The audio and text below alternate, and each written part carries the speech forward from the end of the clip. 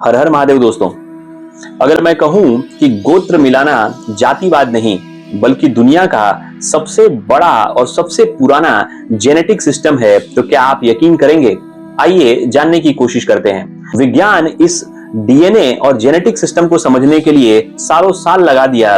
वो हमारे ऋषियों ने, सनातन धर्म ने हजारों साल पहले बता दिया था और हम आज के समय उसे अंधविश्वास कहकर भूल बैठे हैं।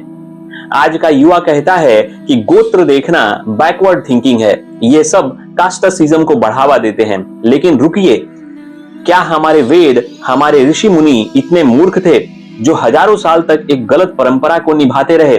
बिल्कुल नहीं दोस्तों। गोत्र कोई जाति नहीं, गोत्र कोई ऊंच या नीच का भाव नहीं, गोत्र तो एक ब्लड लाइन की मैपिंग है। दोस्तों, आज जिस डीएनए टेस्ट के लिए लाखों रुपए खर्च होते हैं, सनातन धर्म ने उसे आपके नाम के साथ जोड़कर ही बहुत पहले प्रूफ कर दिया था। संस्कृत में कहा गया है कि गोत्रम नाम ऋषेः संतान परंपरा, अर्थात गोत्र का मतलब है कि एक ही ऋषि से चली हुई एक वंश रेखा। मतलब बहुत ही साफ है कि एक गोत्र का मतलब जेनेटिकली उस पूरी परंपरा के लोगों के, उन सारे क्लोज रिलेटिव्स का एक तारतम्य। आज की भाषा में अगर कहा जाए तो वो सारे एक ही डीएनए पूल के लोग थे। इसीलिए शास्त्र कहते हैं कि स्वगोत्रे विवाहम न कुर्यात्, अर्थात एक ही गोत्र में कभी विवाह मत करो। क्यों? क्योंकि वहां प्यार नहीं, जेनेटिक रिस्क छिपा हुआ है। आज विज्ञान कहता है कि मॉडर्न जेनेटिक्स जिसे समझाने की कोशिश करती है कि अगर नजदीकी खून में शादी हो तो परिणाम बड़े भयावह होंगे।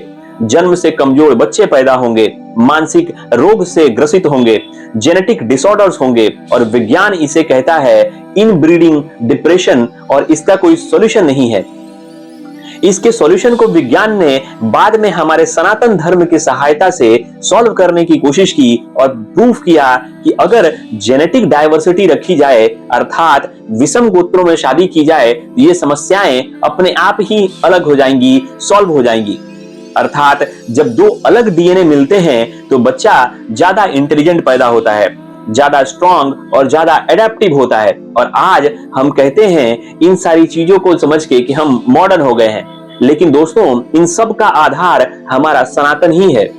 हम वो पीढ़ी हैं जो आज आईफोन पर डीएनए टेस्ट तो देखते हैं, बट हमारे अपने वेदों को, अपने उपनिषदों को, अपने सनातन की इन महत्ताओं को आउटडेटेड कहते हैं। सोचिए, अगर गोत्र सिस्टम ना होते तो शायद आज वो विज्ञान के वो नस्लें जो आज यहां तक पहुंची हैं वो ही नहीं होती थी दोस्तों। ऋग्वेद भी कहता है कि प्रजा ही धर्मस्य मूलम, अर्थात संतान ही धर्म की जड़ है। गरुड़ पुराण में भी इसका वर्णन है कि अगर कुल और वंश के नियम को तोड़ दिए जाएं तो संतान रोगग्रस्त होगी। और दोस्तों, ये डराने की बात नहीं, ये एक बायोलॉजिकल वार्निंग है, जेनेटिक सिस्टम का एक अद्भुत वार्निंग है। आज फैसला आपके हाथ में है कि गोत्र मिलाना प्यार के खिलाफ नहीं, गोत्र मिलाना भविष्य की रक्षा है। दोस्तों, इस वीडियो को शेयर करिए ताकि अगली पीढ़ी कमजोर नहीं, समझदार और मजबूत पैदा हो। हर हर महादेव दोस्तों।